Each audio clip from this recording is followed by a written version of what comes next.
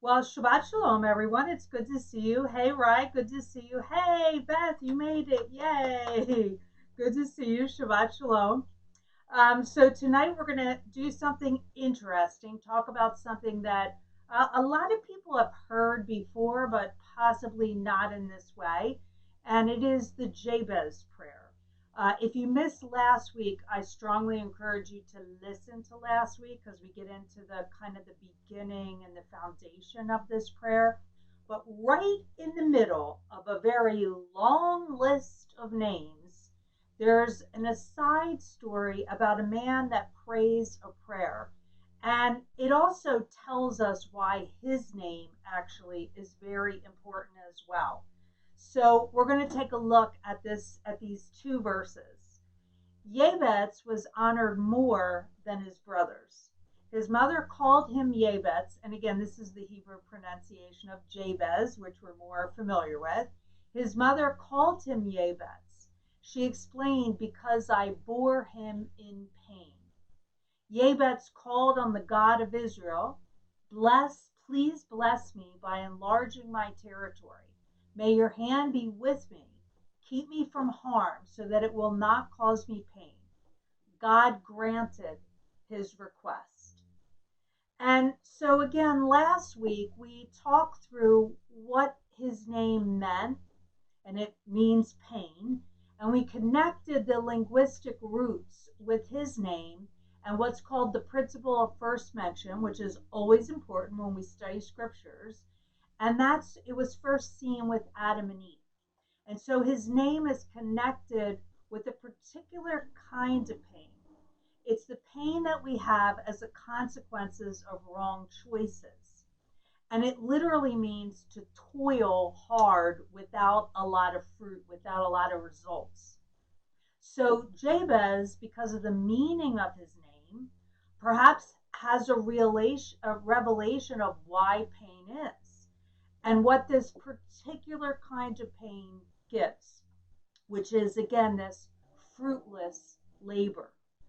Now, Proverbs 28:1 says, the righteous are as bold as a lion. Hey, Sissy, good to see you. So let me ask you this. How many of us watching, and even if you watch later, which a lot of you do, give me a thumbs up if you feel like you can pray with boldness. That, like Proverbs 28 says, you pray as bold as a lion. And give me a sad face if maybe not so much praying as bold as a lion. For whatever reason, maybe you feel like you don't have the right to pray a bold prayer, or you feel like you're not good enough, or God is too busy, or you don't matter, or whatever it is that is in the loop inside of your head. There's something that holds you back from praying prayers as bold as a lion. So let me see how you relate to that in your life. So again, there's something really important with this kind of praying. And oh, I see a couple sad faces. When you wake up, it makes you fierce. You can pray boldly because you see clearly. So let's just read these words again and think about this for a second. When you wake up, it makes you fierce. You can pray boldly because you see clearly. And so what I'm suggesting here is that there's a kind of enlightenment, a kind of sight, a kind of vision that really kind of wakes us up and empowers us to pray these kinds of bold prayers because we see the world differently. And once we're woke, we never can see it the old way again.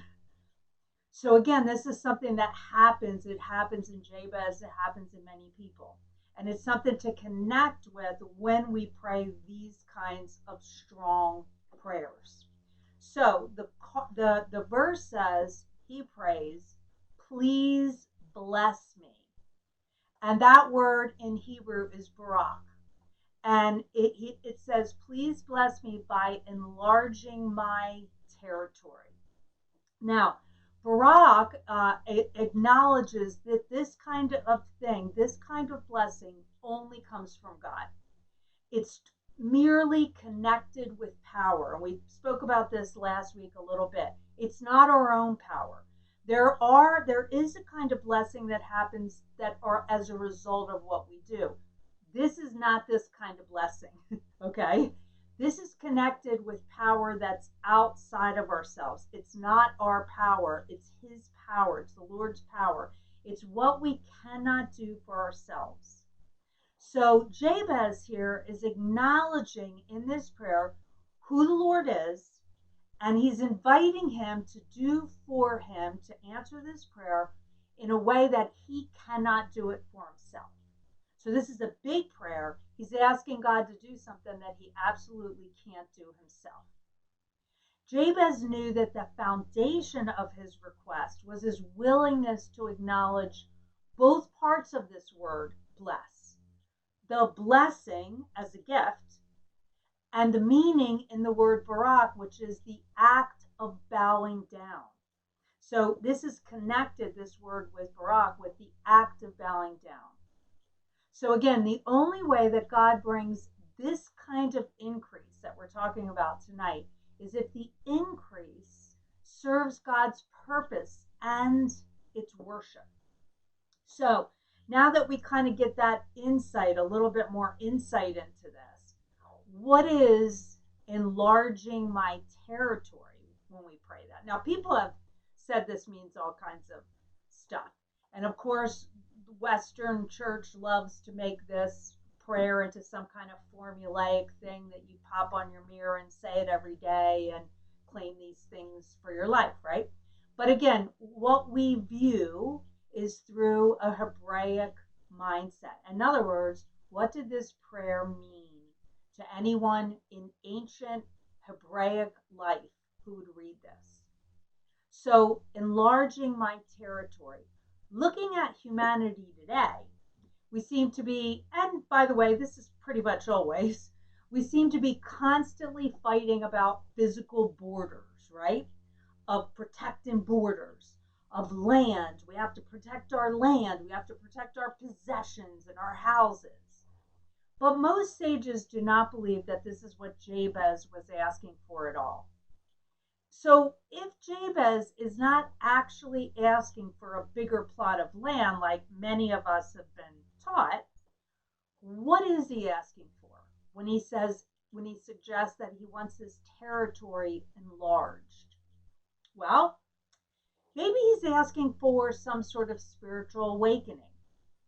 That the enlarging or expanding is to expand his conscious awareness of Adonai, of the planet, and of what is within his own self. That expansion is actually a valid prayer. It's opening up. And it's interesting how many things in our body kind of go with these spiritual and emotional connections. But when we breathe in air, the air actually expands our lungs or our territory. It enlarges our lungs and it fills them with oxygen, and that expansion affects every cell in our body. So when we think of our body, our individual selves first, and we talk about expanding our territory, it can also mean something internally. Open our consciousness up. Let us see things. Let us expand our awareness. Let us enlarge the way we view ourselves, view the world, and view God. And by the way, do you ever pray prayers like that? Let me see a thumbs up if you do. A lot of people don't, but it's something we really should be asking for and looking for. So we can assume Jabez cares about enlarging his consciousness as his concern with being kept from evil. We saw that last week. For making wrong decisions that cause fruitless labor that affects others. So what we talked about last week is he wasn't just praying, Lord, just keep me safe. He was actually connecting by his word choice with a particular kind of evil. And it's again, fruitless labor that's the effect of wrong decisions, like Adam and Eve. So we can assume Jabez does care about enlarging and expanding his consciousness, right? because he asked God to constantly keep him from making wrong decisions that affect him and affect others. But for Jabez, here's the thing, this is not a once and done request, like all of us, but an ongoing process, one of unfolding. So maybe it's expanding his consciousness. It could very well be. What else could he be referencing when he uses this phrase? Well, the Hebrew word used here for enlarge is the word rabbah. And I'm going to let you see these words for a second. Rabbah. Oh, good. I see some thumbs up, which is great. Hopefully, you guys are definitely praying to enlarge your consciousness. The Hebrew word here, again, for enlarge is rabbah. And in most cases, this word is about multiplication. Multiplication. So in most times in scripture when it's used, we find it first in God's command to his creation when he said, be fruitful and multiply. It's also translated increase, gather much, heap up, give more, and be many. So it has all of these meanings, this word rabbah. A lot of meanings. It also is translated, again, increase, which we need to understand. When we ask for ourselves to have rabbah, it means in some way give more than what we have now and multiply. Now, as we know, Hebrew words and what they imply are always connected by their roots.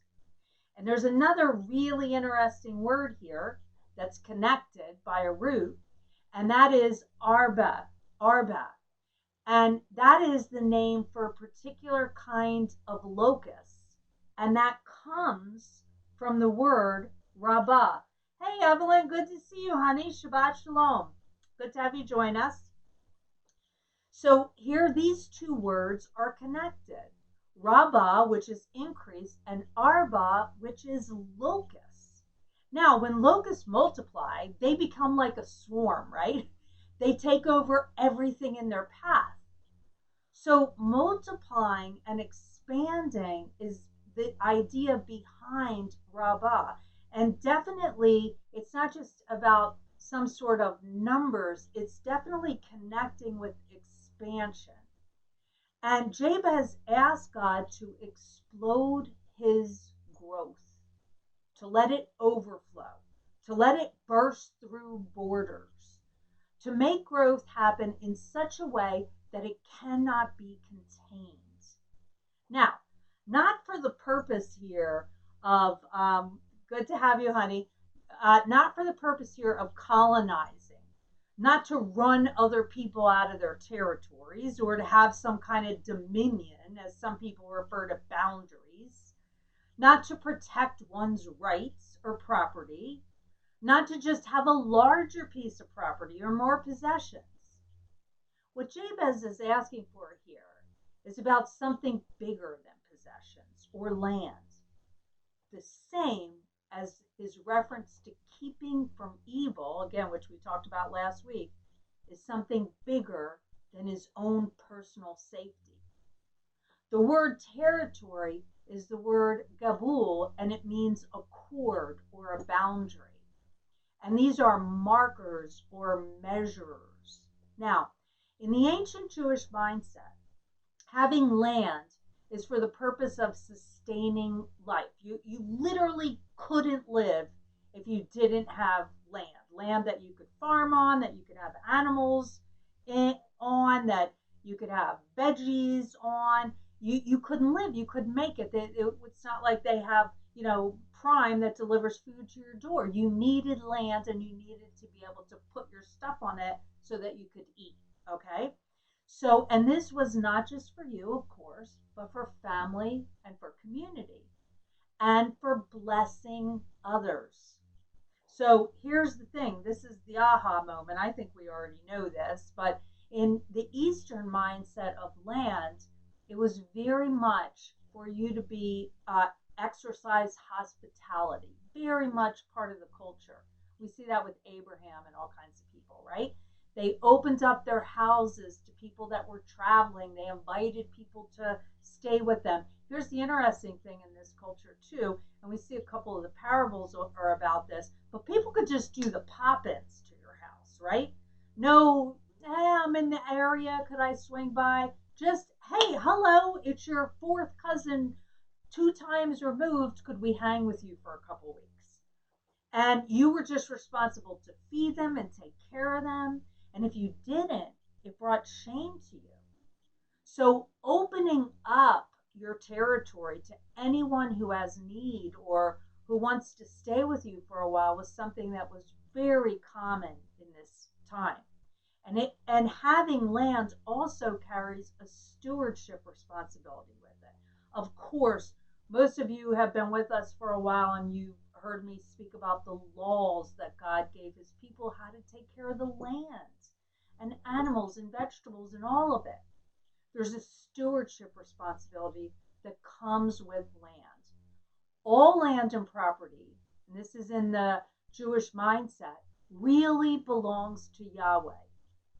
He's given it to them, he's entrusted them to take care of it, but it really belongs to him.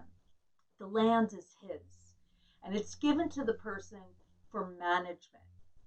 And even though we read, this is an interesting thing, that Jabez had his request granted, if we mistake this for actual literal land that he got, we would be confused.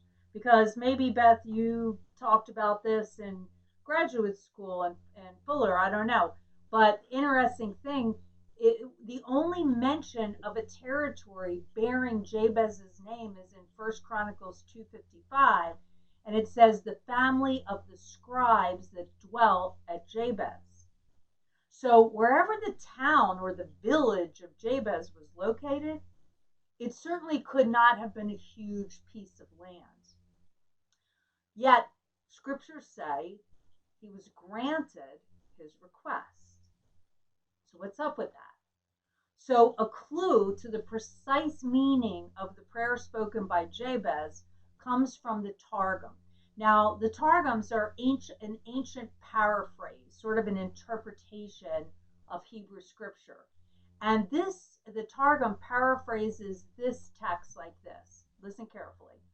Oh, that you might indeed bless me with sons and extend my territory with disciples. Oh, that your hand might be with me in debate. And debate, let me just pause here. Debate is not some fool trying to win an argument, okay, like we see nowadays. Debate is how people learned.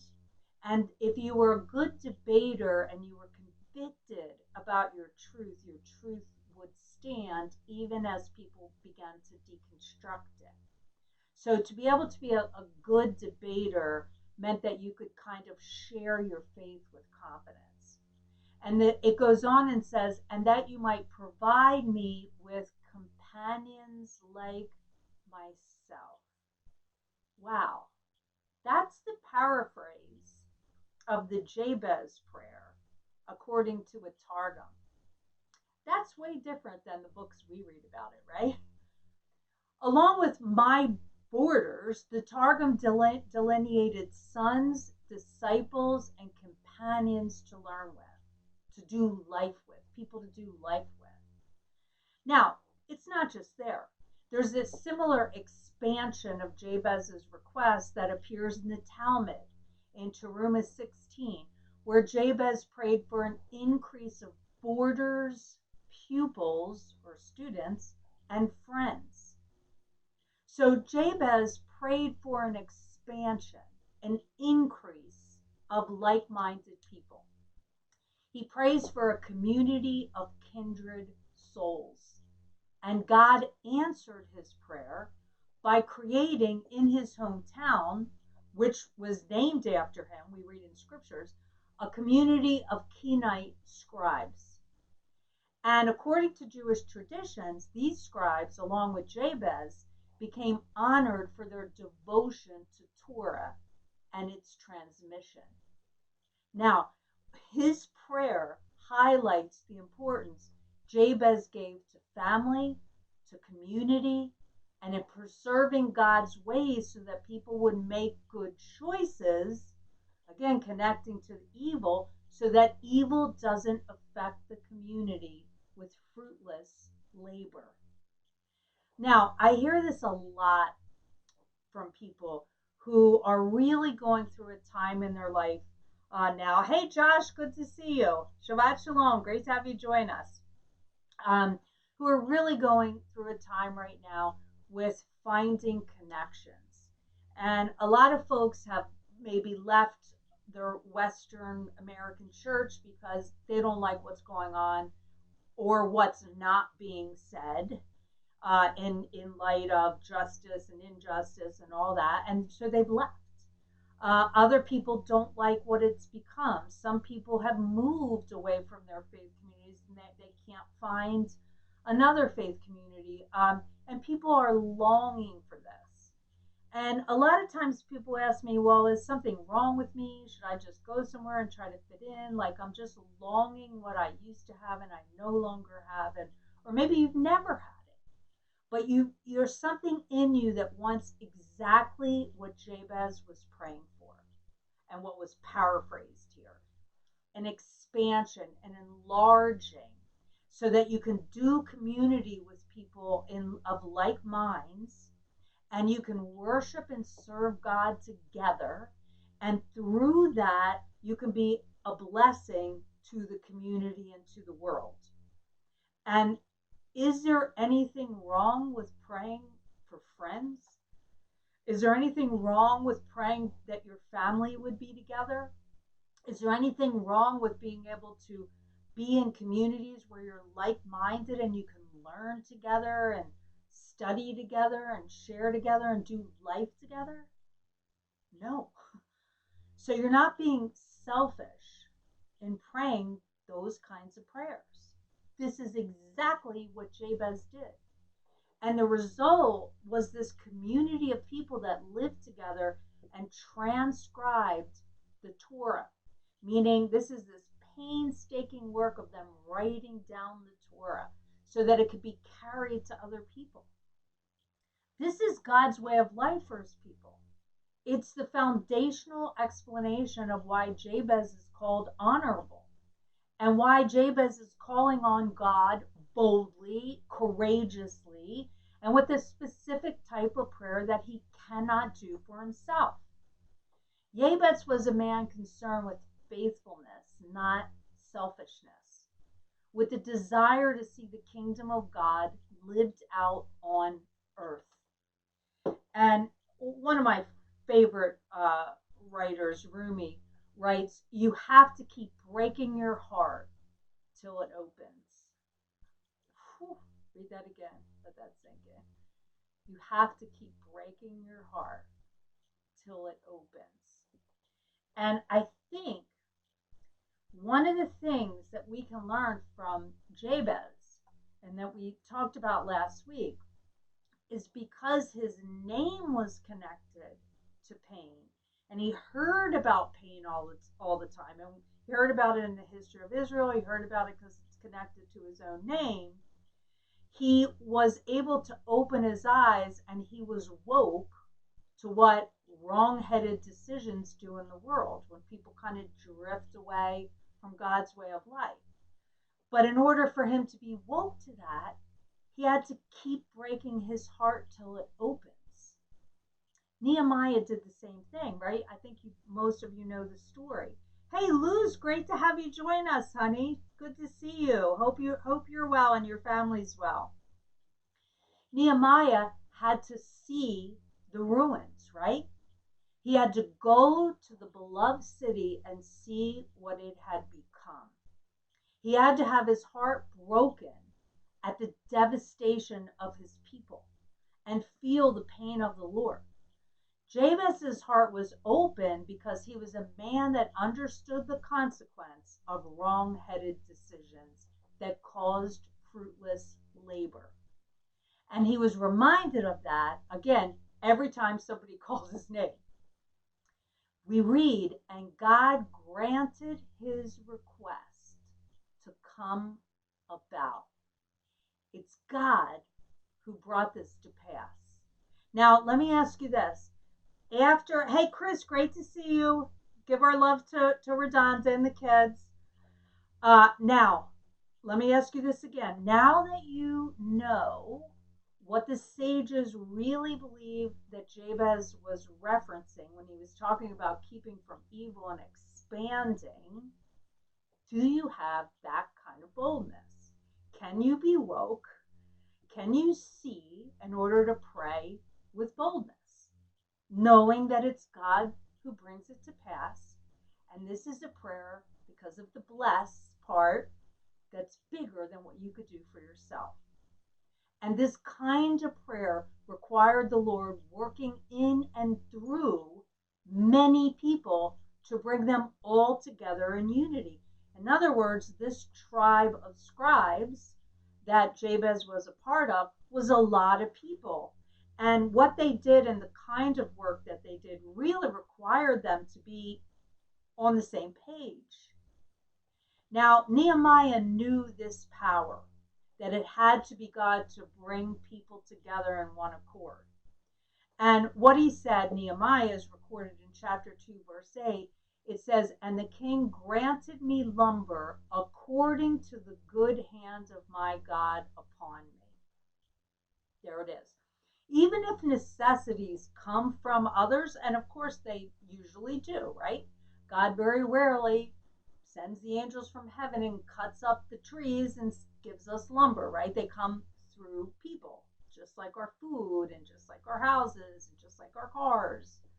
But even if necessity comes from others, they originate, Nehemiah says, and he acknowledges this, in the good hand of God upon us. So this enlarging that Jabez speaks of, this expanding of consciousness, he speaks of the God-given opportunity to make a difference. I want to be an influence in this world, is what he's saying. We can sometimes be so afraid of the responsibility of influence, right? And we kind of shrink back from it. No, give that to somebody else. I don't think I can do it.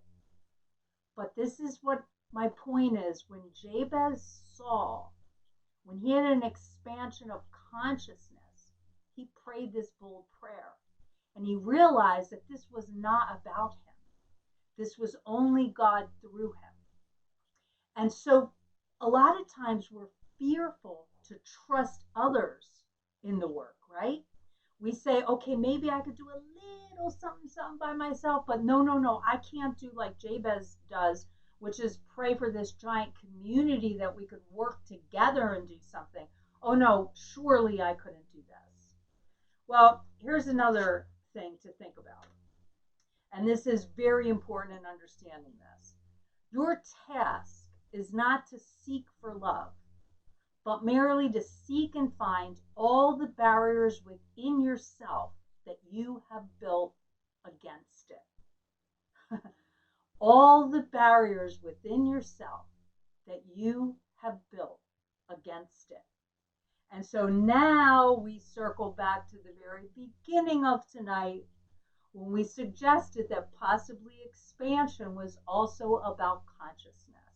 Consciousness to see what's within, consciousness to see what's without, and consciousness to see what's above.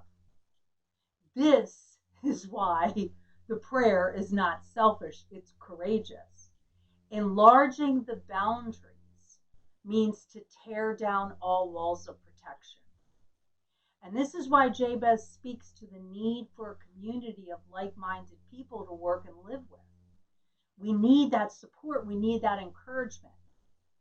If God chooses to increase, it is never for the mere gain of the asset holder. It's for sharing. It's for distribution. My gain blesses me, but it also is for you. I'm blessed to be a part of God's purposes that include me for the world. And that is our operating system in the kingdom. And you are way in on that. Prayer is really hard for me, Ryan says, because of the perversion I've seen throughout my journey through Christianity.